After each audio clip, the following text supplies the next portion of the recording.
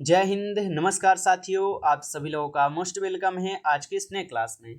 साथियों, आज के इस क्लास में हम सभी लोग पढ़ने वाले हैं एसएससी एमटीएस के एग्ज़ाम के लिए मोस्ट इम्पॉर्टेंट क्वेश्चन को, जो कि साथियों आपके एसएससी एमटीएस के एग्ज़ाम के लिए काफ़ी ही इम्पोर्टेंट और सिलेक्टेड क्वेश्चन लिए गए हैं, जिससे कि आपके पेपर में 100% साथियों यहाँ से क्वेश्चन सीधा सीधा देखने को मिलेंगे। तो आप लोग इस क्लास को बिल्कुल अच्छी तरीके से लास्ट तक देखिएगा और इस क्लास में दिए जाने वाले सभी क्वेश्चन को आप अच्छी तरीके से ज़रूर याद कर लीजिएगा। तो चलिए क्लास को स्टार्ट करते हैं। उनसे पहले साथियों, इस चैनल पर पहली बार यदि आप जुड़े हैं तो आप इस चैनल को सब्सक्राइब कर लीजिए और सब्सक्राइब करके आप ऑल नोटिफिकेशन को आप ज़रूर ऑल पे दबा लीजिए, ताकि जब भी क्लास स्टार्ट हो सबसे पहले क्लास का नोटिफिकेशन आपके पास पहुँच सके। तो साथियों, चैनल पर पहली बार यदि आप जुड़े हैं तो आप इस चैनल को सब्सक्राइब कर लीजिएगा। साथ ही साथ आप इस क्लास को साथियों लाइक ज़रूर कर लीजिएगा। तो चलिए क्लास को स्टार्ट करते हैं और देखिएगा क्वेश्चन क्या दिया गया है। क्वेश्चन दिया गया है यहाँ पे कि श्री सीपी राधाकृष्ण जी भारत के कौन से राष्ट्रपति बने हैं। साथियों, सभी क्वेश्चन काफ़ी इंपॉर्टेंट और सिलेक्टेड क्वेश्चन है, अच्छे से इनको आप याद कर लीजिएगा। बताइए कि श्री सीपी राधाकृष्ण जी भारत के कौन से राष्ट्रपति बने हैं। इस क्वेश्चन का आप सही जवाब सी कीजिएगा। 15वें राष्ट्रपति बने हैं, ऑप्शन सी यहाँ पे सही जवाब है। आगे देखिएगा, प्रश्न आता है कि भारत के राष्ट्रपति किसका एक अभिन्न अंग है। चलिए साथियों, आंसर लगाइए। भारत के राष्ट्रपति किसका एक अभिन्न अंग हो जाएंगे। तो इस क्वेश्चन का आप सही जवाब ऑप्शन ए कीजिएगा, संसद के हो जाएंगे। ऑप्शन ए आपका सही जवाब है, संसद। चलिए आगे देखिएगा, क्वेश्चन है आपका, निम्नलिखित में से किस तत्व को धातुओं का राजा कहा जाता है। बताइएगा साथियों कि निम्नलिखित में से किस तत्वों को धातुओं का राजा कहा जाता है। तो इस क्वेश्चन का आप लोग सही जवाब ऑप्शन यहाँ पे बी कीजिएगा, सोना को ना धातुओं का राजा भी बोला जाता है। अगला प्रश्न देखिएगा साथियों कि मंदिर स्थापत्य कला की द्रविड़ शैली का आरंभ किस राजवंश के समय में हुआ था। तो मंदिर स्थापत्य कला की द्रविड़ शैली का आरंभ किस राजवंश के समय में हुआ था। तो ये पल्लव वंश के समय में साथियों हुए थे। ऑप्शन सी सही जवाब है, पल्लव वंश। अगला प्रश्न देखिएगा, क्वेश्चन है कि 7 मई 2025 को भारत में राष्ट्रीय नागरिक सुरक्षा मॉक ड्रिल का नाम क्या था। तो 7 मई 2025 को भारत में राष्ट्रीय नागरिक सुरक्षा मॉक ड्रिल का नाम क्या हो जाएंगे साथियों। तो इस क्वेश्चन का सही जवाब ऑप्शन सी हो जाएंगे, ऑपरेशन अभ्यास। याद रखिएगा इनको। आगे क्वेश्चन है, निम्नलिखित में से भारतीय पुनः जागरण आंदोलन के पिता कौन थे। साथियों, ये सभी क्वेश्चन काफ़ी इंपॉर्टेंट और सिलेक्टेड और वीवीआई क्वेश्चन हैं, जिनको आप अच्छे से जरूर याद कर लीजिए, क्योंकि यहाँ से प्रश्न आपके पेपर में सीधा सीधा आने वाले हैं। तो अच्छे से आप इनको अच्छे से याद भी कर लीजिएगा। बताइए कि निम्नलिखित में से भारतीय पुनः जागरण आंदोलन के पिता कौन थे। तो इस क्वेश्चन का साथियों सही जवाब क्या हो जाएंगे, बी हो जाएंगे, राजा राम मोहन राय जी हो जाएंगे। याद रखिएगा आप लोग इनको।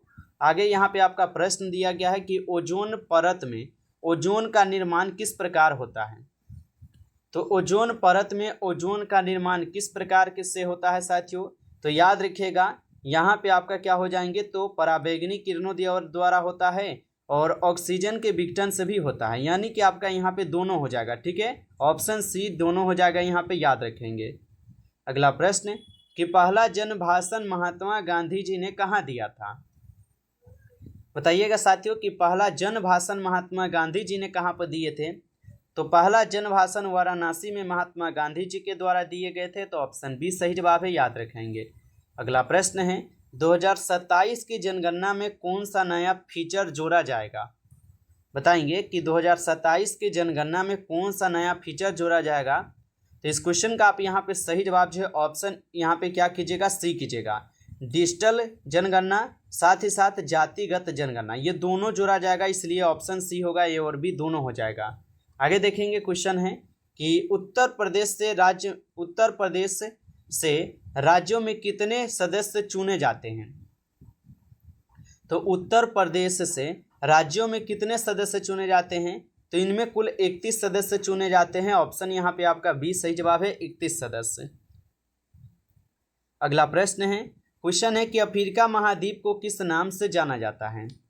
चलिए साथियों आंसर लगाइए कि अफ्रीका महाद्वीप को किस नाम से जाना जाता है। तो अफ्रीका महाद्वीप को आप याद रखिएगा, इनको जानते हैं किस नाम से, आप सभी लोग आंसर लगा देंगे। तो इस क्वेश्चन का आपका सही जवाब सी हो जाएंगे। ए और बी दोनों आपका यहाँ पे सही जवाब है, याद रखिएगा।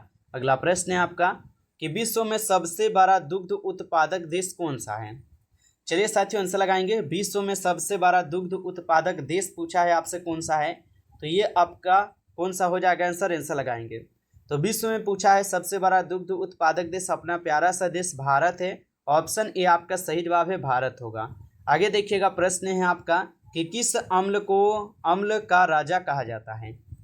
बताएंगे साथियों कि किस अम्ल को अम्लों का राजा जो है ना बोला जाता है। तो अम्लों का राजा किस अम्ल को बोला जाता है, इस क्वेश्चन का सही जवाब यहाँ पे ऑप्शन है सल्फ्यूरिक अम्ल को बोला जाता है। ऑप्शन ए आपका सही जवाब है। चलिए आगे देखेंगे। क्वेश्चन आता है आपका कि निम्नलिखित में से झूम कृषि कहाँ की जाती है। बताइए साथियों कि निम्नलिखित में से झूम कृषि कहाँ पर की जाती है। इस क्वेश्चन का सही जवाब ऑप्शन यहाँ पे सी कीजिएगा, उत्तर पूर्व भारत में। ऑप्शन सी यहाँ पे आपका सही जवाब होगा। अगला प्रश्न है 2025 में ऑस्ट्रेलियाई ओपन महिला एकल खिताब किसने जीता है। तो 2025 में ऑस्ट्रेलियाई ओपन महिला एकल खिताब किसने जीता है। तो साथियों ये कौन जीते हैं, मैडिसन कीज जीते हैं। ठीक है, मैडिसन कीज जीते हैं। ऑप्शन आपका ए सही जवाब है। आगे देखिएगा क्वेश्चन है आपका निम्नलिखित में से सितारा देवी किस नृत्य से संबंधित है। साथियों अभी तक आप जो इस क्लास को लाइक नहीं किए हैं तो आप इस क्लास को जरूर लाइक कर लीजिए, और चैनल पे पहली बार जुड़े हैं साथियों तो आप लोग चैनल को भी सब्सक्राइब करके ऑल नोटिफिकेशन को आप जरूर ऑल पे दबा लीजिएगा, ताकि जब भी क्लास स्टार्ट हो सबसे पहले क्लास का नोटिफिकेशन आपके पास पहुंच सके। तो आप इस चैनल को भी सब्सक्राइब जरूर कर लीजिएगा। और बता दीजिए यहाँ पे आप सभी लोग कि Sitara Devi is related to beach of the flaming dance, यानी कि ये सितारा देवी जो है ये किस नृत्य से संबंधित है। तो साथियों ये कथक से हैं, आपको पता होगा। ऑप्शन ए आपका सही जवाब है, कथक से हैं। आगे देखिएगा क्वेश्चन है कि निम्नलिखित में से किस धातु को क्विक सिल्वर जो है ना कहा जाता है। तो निम्नलिखित में से किस धातु को यहाँ पे क्विक सिल्वर बोला जाता है। तो क्विक सिल्वर साथियों बोले जाते हैं पारा को। ऑप्शन सी इस क्वेश्चन का सही जवाब है, आपके पारा को हो जाएंगे। अगला प्रश्न देखिएगा। क्वेश्चन है निम्नलिखित में से जावा और सुमात्रा द्वीप किस देश में है। तो निम्नलिखित में से जावा और सुमात्रा द्वीप किस देश में हो जाएंगे। तो इंडोनेशिया में है। ऑप्शन ए कीजिएगा सही जवाब, इंडोनेशिया में है। अगला प्रश्न है आपका कि पृथ्वी का जुड़वा ग्रह जो है ना किसे कहा जाता है। तो पृथ्वी का जुड़वा ग्रह किसे कहा जाता है। इस क्वेश्चन का सही जवाब सी हो जाएंगे, शुक्र को जो है पृथ्वी का जुड़वा ग्रह बोला जाता है, याद रखिएगा। अगला प्रश्न है कि निम्नलिखित में से कौन सा बैंक कृषि एवं ग्रामीण वित्तीय की आवश्यकताओं तक सीमित है। तो निम्नलिखित में से कौन सा बैंक कृषि एवं ग्रामीण वित्तीय की आवश्यकताओं तक सीमित है। तो साथियों ये हो जाएंगे नाबार्ड। ऑप्शन सी इस क्वेश्चन का सही जवाब है, नाबार्ड हो जाएंगे। आगे देखेंगे क्वेश्चन है कि बुल्लू बेबी सिंड्रोम किस कारण से होता है। तो बुल्लू बेबी सिंड्रोम किस कारण से होता है साथियों।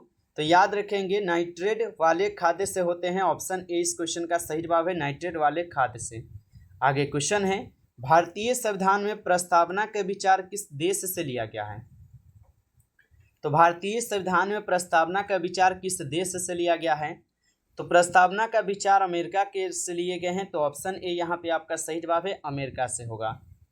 आगे प्रश्न है आपका कि आईसीसी महिला T20 विश्व कप 2024 की मेजबानी किस देश ने की है। तो आईसीसी महिला T20 विश्व कप 2024 की मेजबानी किस देश ने की है। तो साथियों ये आपके दुबई के द्वारा किए गए हैं। ऑप्शन यहाँ पे बी आपका सही जवाब है। अगला प्रश्न है आपका निम्नलिखित में से कौन सी खरी की फसल नहीं है। बताइए कि निम्नलिखित में से कौन सी खरी की फसल नहीं है। तो गेहूं जो है आपका ये खरी की फसल नहीं है। ऑप्शन ए इस क्वेश्चन का सही जवाब होगा। आगे क्वेश्चन है यहाँ पे कि पृथ्वी के किस भाग में सबसे अधिक भूकंप आते हैं। तो पृथ्वी के किस भाग में सबसे अधिक भूकंप आते हैं। तो साथियों ये आपके प्रशांत महासागर में आते हैं। ऑप्शन ए आपका सही जवाब होगा, याद रखिएगा। चलिए अगला प्रश्न है यहाँ पे कि किस रंग के प्रकाश का प्रकीर्णन सबसे अधिक होता है। तो किस रंग के प्रकाश का यहाँ पे प्रकीर्णन सबसे अधिक होता है। तो बैगनी रंग के प्रकाश का प्रकीर्णन जो है सबसे अधिक होता है, आप इनको याद रखिएगा। अगला प्रश्न है आपका कि विश्व की सबसे ऊंची झील कौन सी है। बताएंगे साथियों विश्व की सबसे ऊंची झील कौन सी हो जाएंगे? तो यहाँ पे टिटिकाका जो है ये विश्व की सबसे ऊंची झील है, तो ऑप्शन ए आपका इस क्वेश्चन का सही जवाब है, याद रखेंगे। अगला प्रश्न है मेढक में श्वसन किस अंग द्वारा होता है? बताएंगे मेढक में श्वसन किस अंग द्वारा होता है? तो इसमें यहाँ पे क्या हो जाएंगे इस क्वेश्चन का सही जवाब? त्वचा, फेफड़े, मुंह, इनमें से सभी से हो जाएगा। ठीक है, इनमें से सभी से कीजिएगा। अगला प्रश्न है टेलीविजन में किस प्रकार की किरण का प्रयोग होता है? तो टेलीविजन में किस प्रकार की किरण का यहाँ पे जो है ना प्रयोग होता है? तो इसमें होते हैं आपके और रक्त किरणें और कैथोड, इनमें दोनों होते हैं। ठीक है, याद रखेंगे दोनों होगा। आगे प्रश्न है लोक कल्याणकारी राज्य की अवधारणा किसमें निहित है? तो लोक कल्याणकारी राज्य की अवधारणा किसमें निहित हो जाएंगे? इस क्वेश्चन का सही जवाब ऑप्शन बी कीजिएगा, राज्य के नीति निर्देशक सिद्धांतों में है। ऑप्शन आपका बी सही जवाब है। आगे प्रश्न है रेडियोधर्मी तत्व यूरेनियम का प्रतीक क्या है? तो रेडियोधर्मी तत्व यूरेनियम का यहाँ पे प्रतीक क्या हो जाएंगे? इस क्वेश्चन का सही जवाब ऑप्शन ए हो जाएगा, यू हो जाएगा। ऑप्शन ए यहाँ पे सही जवाब है, यू हो जाएंगे, याद रखिएगा। चलिए अगला प्रश्न है आपका केंद्र सरकार को सबसे अधिक शुद्ध राजस्व किससे प्राप्त होता है? तो केंद्र सरकार को सबसे अधिक शुद्ध राजस्व किससे प्राप्त होता है? तो साथियों उत्पादन शुल्क से होते हैं। ऑप्शन यहाँ पे आपका बी सही जवाब है, उत्पादन शुल्क से। अगला प्रश्न है आपका निम्नलिखित में से रूहर घाटी किसके लिए प्रसिद्ध है? तो निम्नलिखित में से रूहर घाटी किसके लिए प्रसिद्ध है? इस क्वेश्चन का सही जवाब यहाँ पे कोयला भंडार, इस्पात उद्योग, ये दोनों हो जाएगा। ऑप्शन सी इस क्वेश्चन का सही जवाब है आपका। अगला प्रश्न है कि 35वें ग्रीष्मकालीन ओलंपिक खेल कहाँ आयोजित किए जाएंगे? बताएंगे साथियों कि 35वें ग्रीष्मकालीन ओलंपिक खेल जो है ना कहाँ पर आयोजित किए जाएंगे? तो ये आपके ऑस्ट्रेलिया में आयोजित किए जाने वाले हैं। ऑप्शन आपका बी सही जवाब है, ऑस्ट्रेलिया में। आगे देखिएगा प्रश्न है साथियों कि मानव शरीर में आयरन की कमी से कौन सा रोग हो जाता है?